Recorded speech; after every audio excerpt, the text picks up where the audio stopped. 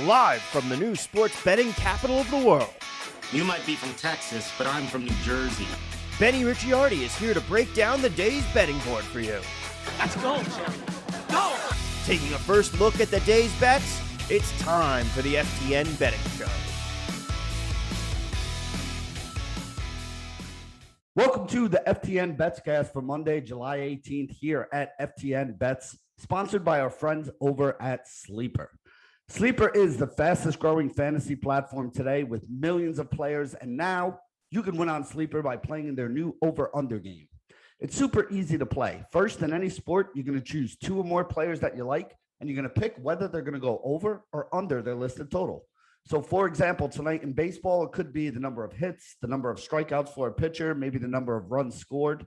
Then you're going to choose an amount of money you want to enter into the contest. And if you pick correctly, you can win anywhere from 2 times your money all the way up to 20 times your money if you go 5 out of 5 and get them all correct. But the main reason I'm excited about this over-under game on Sleeper, it's the only app where I can join with my buddies and we could all play together. It has a built-in group chat where I can see what you're playing, you can see what I'm playing, and we could all copy the guy who's won 3 days in a row. And it's insanely fun when everybody is writing it out together and rooting for the same things to happen. So stop what you're doing and download the Sleeper app now to play in their new over-under game. Have fun with your friends and make a little bit of money in the process. On your mobile phone, you can join our listener group on Sleeper at sleeper.com/FTNBets, and Sleeper will automatically match your first deposit up to $100. Again, sleeper.com/FTNBets, and you get a $100 match on your first deposit. There are terms and conditions that apply, so see Sleeper's terms of use for those details. Today, we're going to continue with our NFL betting team previews, and we're going to stick in the NFC South. We did Tampa Bay, we did Carolina, we did the New Orleans Saints, and that means today is the lowly Atlanta Falcons. Falcons were 7-10 last year, which is better than I think a lot of people expected them to be, but they had some big changes, namely Matt Ryan, who is no longer going to be an Atlanta Falcon. The team will be led by Marcus Mariota, at least at the start of this season. They did also draft a rookie quarterback as well, but everything that we're hearing is that Mariota has the keys to the kingdom, at least for the beginning of the season, to be their starter. Jeff Ratcliffe has them projected at 5.4 wins here on our FTN Bets win total projection system. So definitely make sure you get over and check that out. The number that we have on the sports books, 4.5, is pretty much the consensus number that's out there. MGM has the best price on that 4.5. Over 4.5 at BetMGM is -105. Now, again, we have them projected for 5.4 wins. We would need 5 to get there. For over 4.5, we only need 5 to get there. -105 on BetMGM is a very good price for that. I actually really like that price on the Atlanta Falcons for over 4.5 wins. We're going to put that one into the bet tracker when we get done with this podcast here today. So let's see, the under on that is +100 even money. You can get that on FanDuel and PointsBet.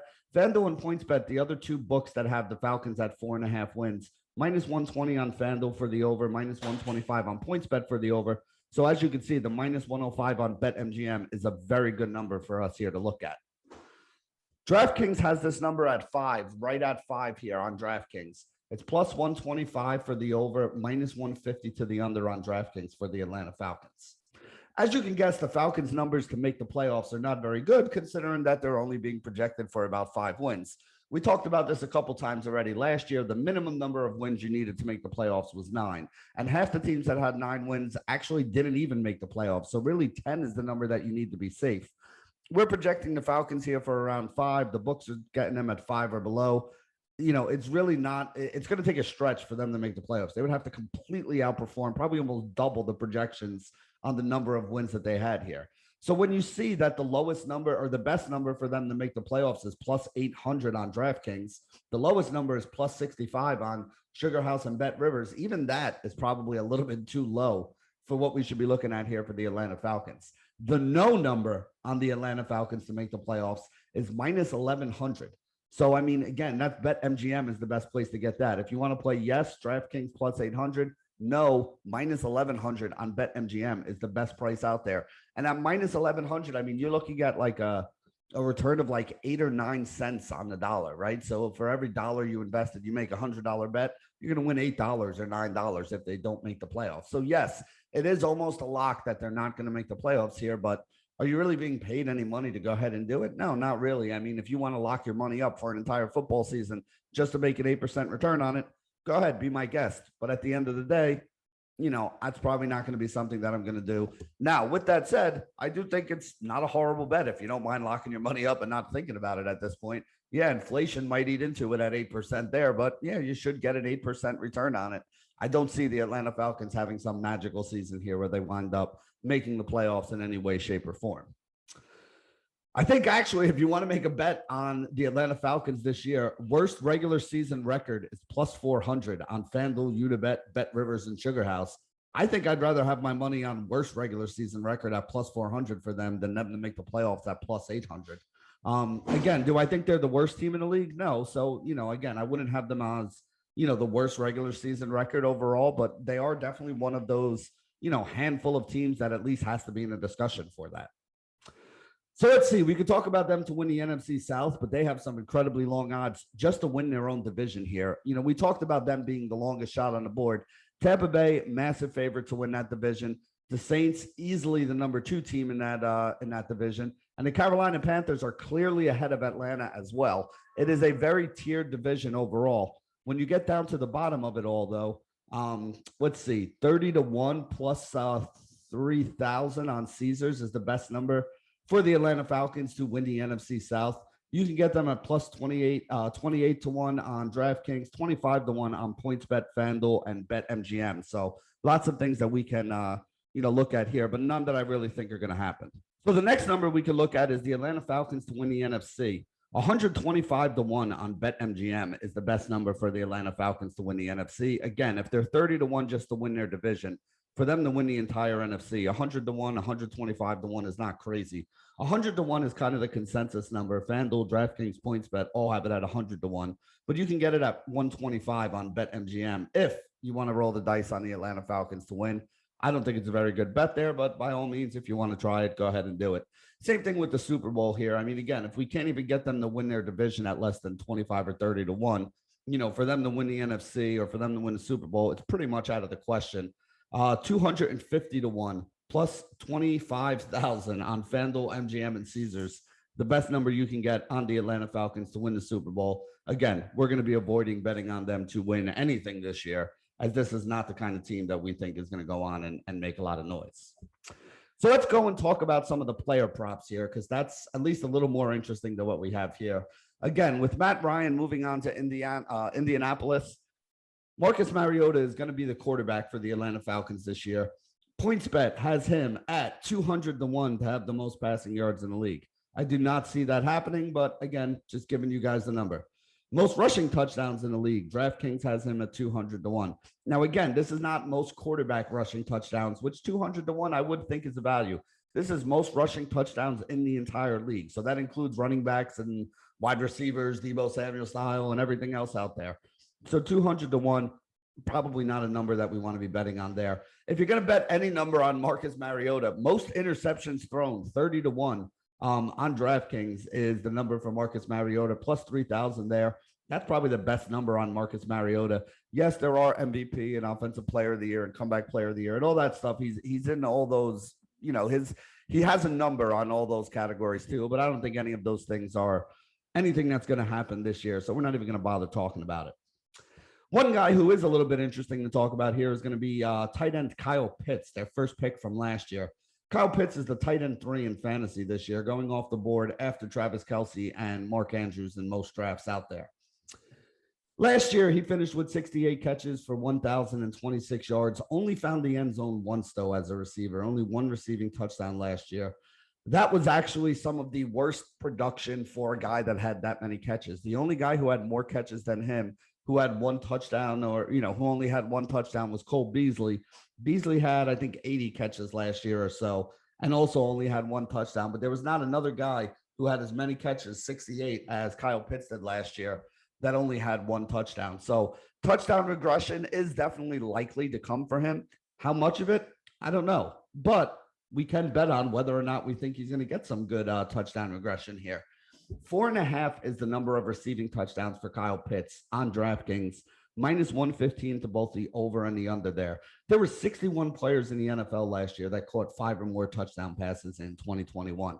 If you think, like I do, that Kyle Pitts is likely to be the number one pass catching option in this Atlanta offense this year, which he was last year, he had the most receiving yards on the team last year, he had the most catches on the team last year.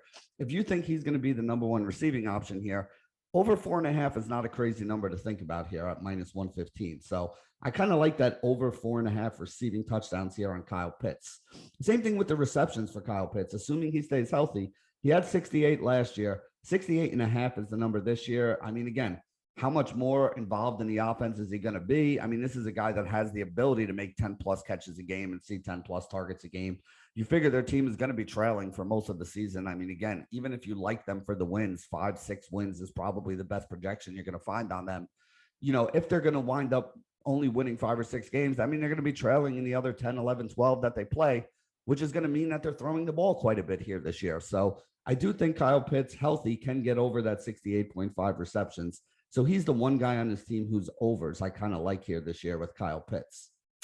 Let's see. Both of those are on DraftKings as well. The over receptions is minus 125, which is why I like the touchdowns better at minus 115. Again, I think they're both likely to happen, but I'll take the better payout on the touchdowns versus the receptions. Let's see. Atlanta did take a wide receiver with their first pick in the draft this year, Drake London. Drake London plus 850 on PointsBet to be the offensive rookie of the year. He's as low as plus 700 on Caesars, Bet Rivers, Unibet, and Sugar House. Is he my favorite to be the offensive rookie of the year? No, I honestly just, I mean, if you put him with a good quarterback, maybe I'd be like, okay, you know, the guy's, he definitely has the opportunity, right? Like Atlanta has an opening for wide receiver. So I think this kid's going to be on the field on day one. I think he's going to play a lot of snaps. I do think he's going to see a decent amount of targets here. I just don't think they're going to be very good targets, right? Like, I don't think Marcus Mariota is a very accurate quarterback. I don't think that this is going to be a very high scoring, high flying, high powered offense this year. So I don't see Drake London putting up massive numbers, but again, he is going to be given the opportunity to do so. So plus 850 PointsBet offensive rookie of the year, not the craziest thing in the world. Most receiving yards overall, 66-1 on PointsBet. I would not take that number, but I did just want to mention 66-1 gives him like a, I don't know, like a 1.4, 1.5% chance of being, you know, the guy who leads the league in receiving yards this year, which again, I don't think he's going to do. But even the fact that they're only putting it at 66-1, 1.5% or so, that's very interesting to me, because that's saying that, you know, people really are thinking that Drake London is going to be a massive part of this offense, which again, he has every opportunity to be. So whether or not this offense is efficient is really going to go far to seeing how many yards and how many catches and the kind of numbers that Drake London could put up this year. But the opportunity is definitely there for him. So you can never knock a guy that's going to be given the opportunity. It's one of the reasons why we like a guy like Breece Hall for the same award when we talked about the New York Jets, because he is likely to be arguably maybe even a 3-down back for the New York Jets this year. And volume as a rookie is going to be one of the things that helps you get that award if you're going to wind up winning it. So the last guy we'll talk about here is arguably the offensive MVP last year for the Atlanta Falcons, and that's Cordarrelle Patterson. Really, though, there's not a lot of things that we could bet on here. They have like most rushing yards for him. I think he's going to do a little bit of running out of the backfield, but I don't see him being the guy who leads the NFL in rushing yards. 200-1 on DraftKings is that number.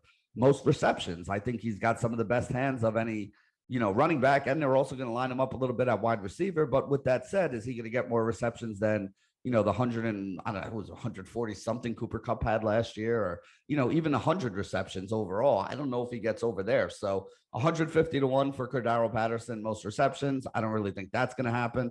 Most receiving touchdowns. Again, this is not most receiving touchdowns for a running back.